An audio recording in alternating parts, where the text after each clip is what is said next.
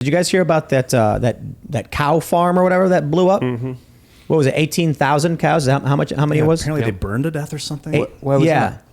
Where's that? So I don't know. Do you guys know where it was? Someone will look it up. Because I don't have the story pulled up, but we just started talking about war and collapse and all that stuff.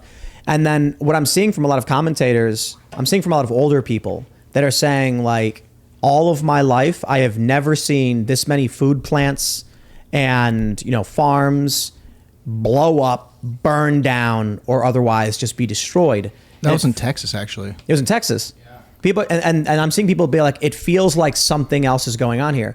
And we're talking about Ukraine. Ukraine's the breadbasket of Europe. I gotta wonder how much of this may be intentionally disrupting and taking out food supplies. Like, what are the chances? I'm not saying it's true. I'm saying, what are the chances that powerful global elites fear climate change to the point that they would actively destroy food plants, farms, and Ukraine, the breadbasket of Europe, for the purpose of reducing food supply and limiting population growth? Again, not saying that's true. I'm saying, like, all of these things seem to be happening. So I'll put it this way. Whether or not there's any grand conspiracy there, because I don't see any evidence for that, I'm just saying that food plants are being shut down through fires, cows are burning to death, chicken farms, all of that stuff. And then you've got the Ukrainian war. You've got it was the Dutch farmers being told to stop farming. All of those things happening at once. And I'm like, whether it's on purpose or otherwise, food production is shutting down. I think one of the phenomena at play there with those sort of elites isn't necessarily, like you, I haven't seen evidence of it, although I've read most of Klaus Schwab's books.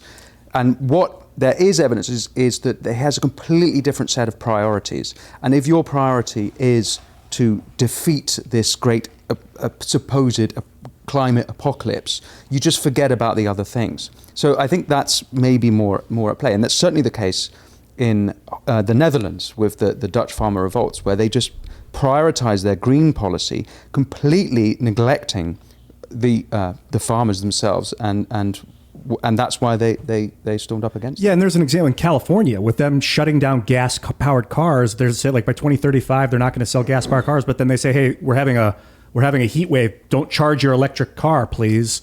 The short-sightedness and heavy-handedness of motion with government sometimes.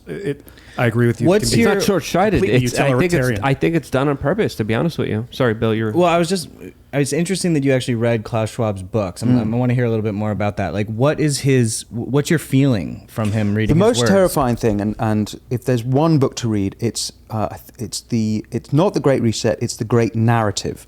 Because in this book, he tries to create what is essentially a new quasi-religion with a new moral structure. In fact, there's even a chapter called Morals and Values, where they replace the metaphysic that normal religions have, let's say with a god, with climate catastrophe. And I mean, all his literature is a total joke. He keeps saying, I don't want to catastrophize, but throughout all of it is like climate catastrophe, climate catastrophe, climate catastrophe. And that's the new God he's trying to create, and he's trying to build a moral structure on top of that.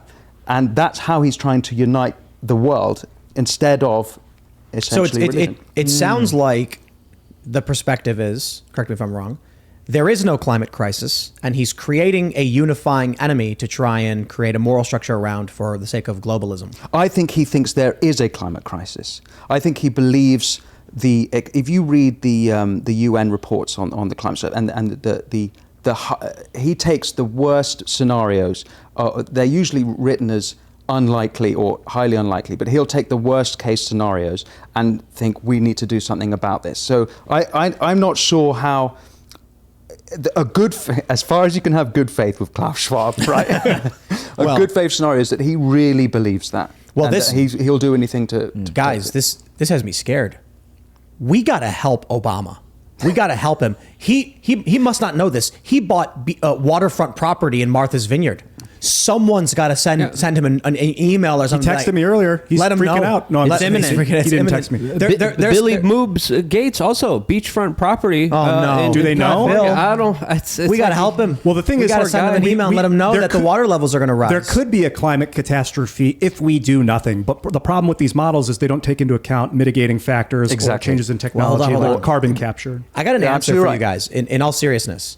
When everyone says, if there really was a climate catastrophe, why would Bill Gates and Barack Obama and many others buy waterfront property? And my answer is, it's simple.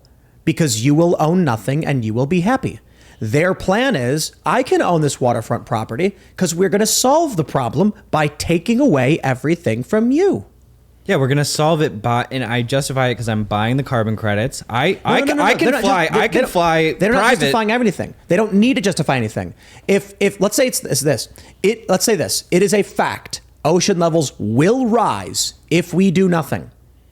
Barack Obama and Bill Gates are like, oh, but we are going to do something. We're going to take away the property rights of the regular working people. That will solve the ocean level crisis, and I can buy my property. But how will that solve the crisis? If humans stop consuming and stop producing and stop reproducing and have all their property taken away, the mentality is this will avert the climate crisis, meaning the powerful elites are allowed to keep their property, keep their jets, keep their cars. So it's not that Obama doesn't believe it's happening. He just believes he's going to win. Or he doesn't actually believe that there is a climate catastrophe in the same way that they all take private jets to get to Davos. If they truly believed it, they wouldn't take the private jets. It could be the same phenomenon. They don't actually believe it deep down. This is my point. I think it's possible they do believe it. And it's simple enough that they're saying, okay, if we all keep flying on private jets, it's bad for the environment. So let's take away the property rights of the poor people so we don't have to stop. Get it? John, I get it, but... Go ahead. Sorry.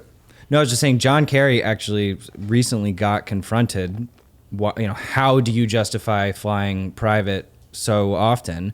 And he just point blank said, like, I buy the carbon credits to offset it. And he thought that it was all good. The carbon credits are a total scam as well. If you dig into that stuff, it's almost impossible to guarantee the carbon credits. They've got to, let's say you're building trees, you've got to find a country that's politically stable, that the trees can last 30, 40, 50 years, actually grow. If you dig into that stuff, it's a total con. Well, so I want to ask you, because you're reading Klaus Schwab's book. Is this a new phenomenon? Or did something happen to wake you up? Because I'm just imagining you're hanging out with your band and they're, writing a song, and then just over beers, you're like, have you guys read this Klaus Schwab stuff? And they're like, Winston, what are you talking about? I've been concerned about Davos and the WEF for a long time, I'd say. Basically, I have an allergy to elitists, certainly in elitists, unelected, unget-riddable types.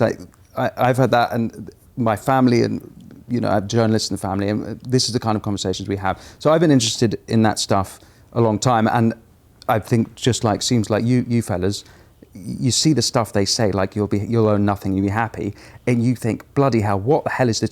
And why on earth are my elected officials, why is my Prime Minister going to Davos? Why is it's almost likely that the Labour Party will be in power in Britain, and Sir Keir Starmer, who's leader of the Labour Party, he was off at Davos. Why are these people all going and in the conversation with these unelected elites like Klaus Schwab, who you can't get rid of, who are dictating the conversation?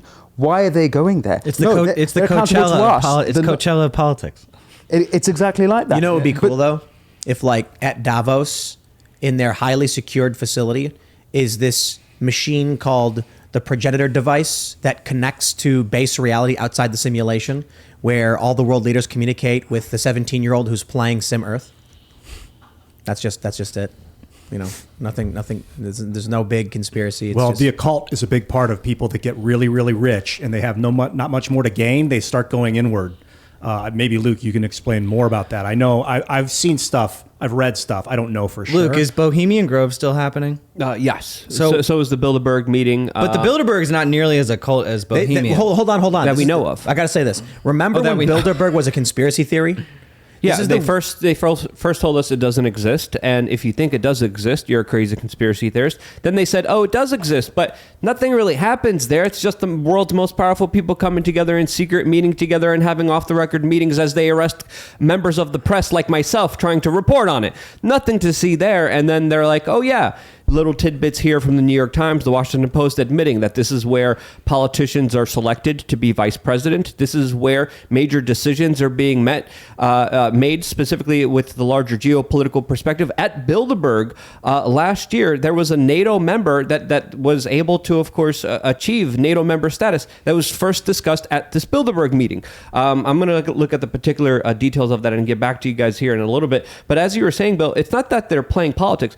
Politics is just theater to them. They're playing a whole different game and a whole different perspective here. And what you guys are joking about is the actual serious things that they're discussing. Yuval Harari gives lectures about how there's going to be useless human beings out there and how we need to pacify them by giving them drugs and video games. And when we look at what's happening, in society, is he wrong? Well, yes, he's wrong. He's absolutely he's absolutely wrong. Because they're the ones building the technological advancements. They're the ones a part of the fourth industrial revolution, creating this situation where we have the haves and haves not. I just want to point this out, though.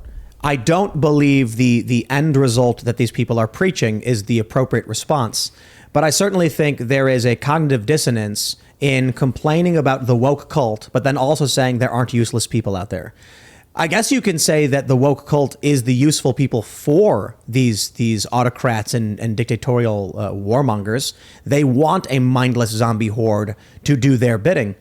But I look at it like I think we do have a problem. I'm not going to sit here and tell you I know everything about climate change. I don't. I think it's plausible that overconsumption can lead to any kind of pollution or environmental disruption. I think that's a fair point. I'm not going to pretend like I know enough, and I don't trust people who buy beachfront property and then tell me to sell my car or whatever.